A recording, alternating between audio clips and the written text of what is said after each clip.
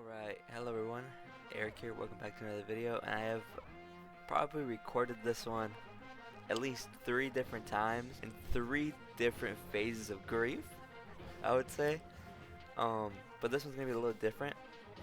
I'm just going to be kind of riffing, because I want to talk about the Chicago Bears and what's next, because obviously, I think for a lot of people, that loss to the Browns on Sunday hit a little different, because of the stakes, and it's just the fact that we were in line to maybe somehow stealing a playoff spot, which that says a bigger thing about this kind of the mediocrity of the NFL in 2023. The fact that the Bears, who right now, they were 5-8, now 5-9, could have made it to the playoffs by winning out, and a bunch of other things, but like that's kind of crazy, right? But now I'm in the phase where I'm just kind of in acceptance, and I was just kind of looking back on it, and I was just realizing that this season, before it even started, a lot of people were in agreement that it was supposed to be a developing year, and we were supposed to be rebuilding, and 2024 we would have gotten all right. But this year, although we've developed a lot and we've seen improvements in the defense has been phenomenal these past few weeks. The introduction of Montez Sweat has completely just woken them up. And honestly, Matt Eberflus, even though he's a terrible head coach, like as a DC, he's done pretty well. The offense, though, has been absolutely abysmal. Luke Getsy, I 100% feel is going to be fired at the end of the season, because he has costed us so many games. But also that also goes to Eberflus too, because both of them somehow managed to shut the team off in the fourth quarter when it matters the most, and we just blow lead after lead after lead. And this has happened 3 times this season. If that isn't evidence enough to Ryan Poles who the problem is, then I don't know what is. Because people like to point out that, oh, it's Justin Fields, when I feel like it's not. Because I feel Justin Fields is a pretty good quarterback. He's just being hindered by coaching, who put him and his team, the offense that is, and also the defense in some situations, just not in positions to be successful. And of course, there's problems on the team itself. There's a lot of holes in the O-line that don't give Justin Fields enough time to make the decisions he wants to make. And if you want another example of a quarterback who takes a bit longer to get the ball out but has a good enough O-line where you can take that extra few seconds, let's look at the Cowboys. Dak Prescott could get a whole minute if he wanted to throw that ball, because his O-line does their job, and they do their job extremely well, and they give the quarterback all the time he needs to be able to get the ball out and get it in the right position. And honestly though, it's a miracle that they're even 5-9 right now, because the middle of the season was just a complete mess after Fields got injured. But Bajent, though, he did a really good job going 2 for 2 in your first ever 4 NFL starts. And of course, all the drama going on at Hallis Hall and the firing of RDC, it's just been bad. For the draft, because the season's over, right?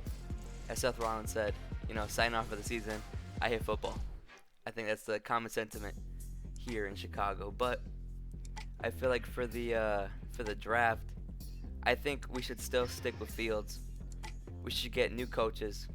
But if we keep Eberflus, we definitely got to work on that OC and DC spot.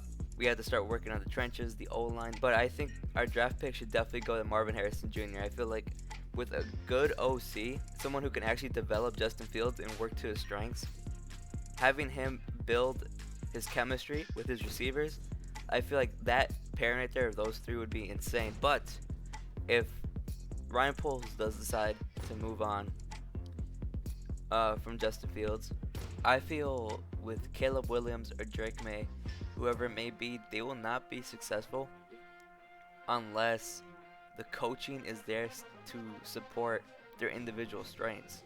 And of course, I feel like it's a lot easier, instead of having to repeat the cycle with the QB and the rest of the team having to get used to the said QB, just having the tools around the quarterback be strong, so then the quarterback can take the time to really do what he does best. I feel like that is a better result in the long run than having to really risk it with a new quarterback. But I know a lot of people have faith and they have trust in Ryan Poles and Kevin Warren, and I feel, in my opinion too, they're gonna do what's best for the team.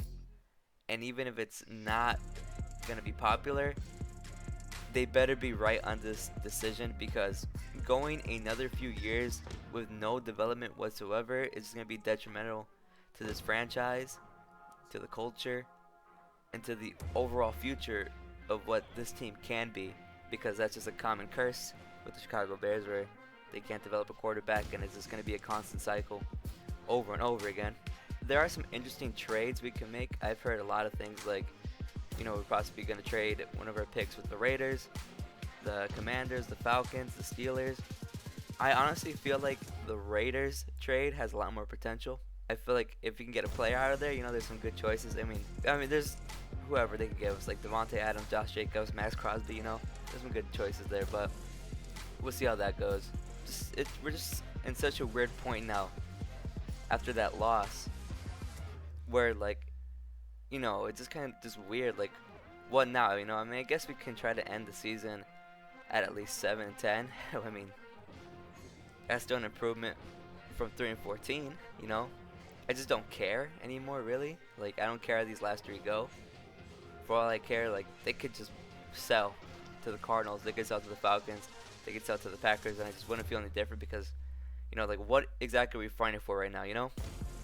I know the argument can be made where trying to see if Justin Fields is the guy, but I think that answer has been made clear already, that he can be the future quarterback of this team. Not only do the players like him, not only do players from other teams like Justin Fields, but he just needs to be developed by an actual coach who can understand him, and not by these 2 shitters in Eberflus and Getsy. But yeah, just to wrap it all up, I feel like this offseason is going to be extremely interesting for the Chicago Bears moving forward. And my hopes for next year is just plain simple. I just hope that we can contend. It's been years and years of wasted opportunity, and I feel like 2024 is the year to change that. And with that being said, see you guys in the next one.